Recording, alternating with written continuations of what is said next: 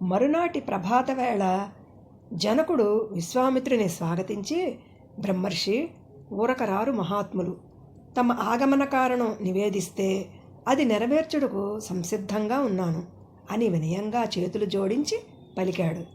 అప్పుడు విశ్వామిత్రుడు చిరునవ్వుతో, రాజర్షి, మా రాకకు ప్రత్యేక కారణం ఇది అనున్నది లేదు.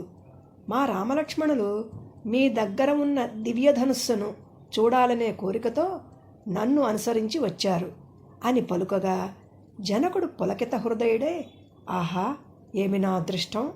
మహామంత్రి, వెంటనే సభను సమాయత్తపరిచి శివధనుస్సును సభామధ్యంలో పెట్టించండి అని ఆజ్ఞాపించి విశ్వామిత్రునితో, బ్రహ్మర్షి, దక్షయజ్ఞ ధ్వంసవేళ తనకు ఆవిర్భాగములు సమర్పింపని కారణాన పరమశివుడు దేవతలపై కుపితుడే ధనుస్సు సంధించి సురసంహారానికి పూనుకొనగా, దేవతలందరూ ఆ మహాదేవుని పాదాల వ్రాలి క్షమాభిక్ష కోరగా, ప్రసన్నుడైన పరమశివుడు ఆ దివ్యధనుస్సును దేవతలకిచ్చి అంతర్ధానమయ్యాడు.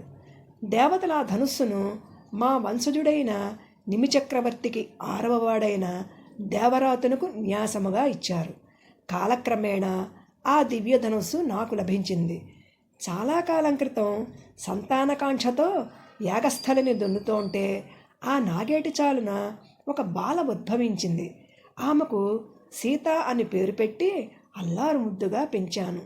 అయోనిజయగు ఆమెకు సాధారణ వరుడు తగడని తలచి నా దగ్గర ఉన్న శివధనుస్సును ఎవరైతే ఎక్కువ పెడతారో అట్టి వీరునకు సీతనిచ్చి వివాహం చేస్తానని ప్రకటించాను. నాటి నుంచి నేటి వరకు ఎందరో వీరశిఖామణులు శివధనుస్సును ఎక్కుపెట్టడానికి ప్రయత్నించారు. కానీ ఒక్కడు కూడా ఆ ప్రయత్నంలో విజయుడు కాలేదు.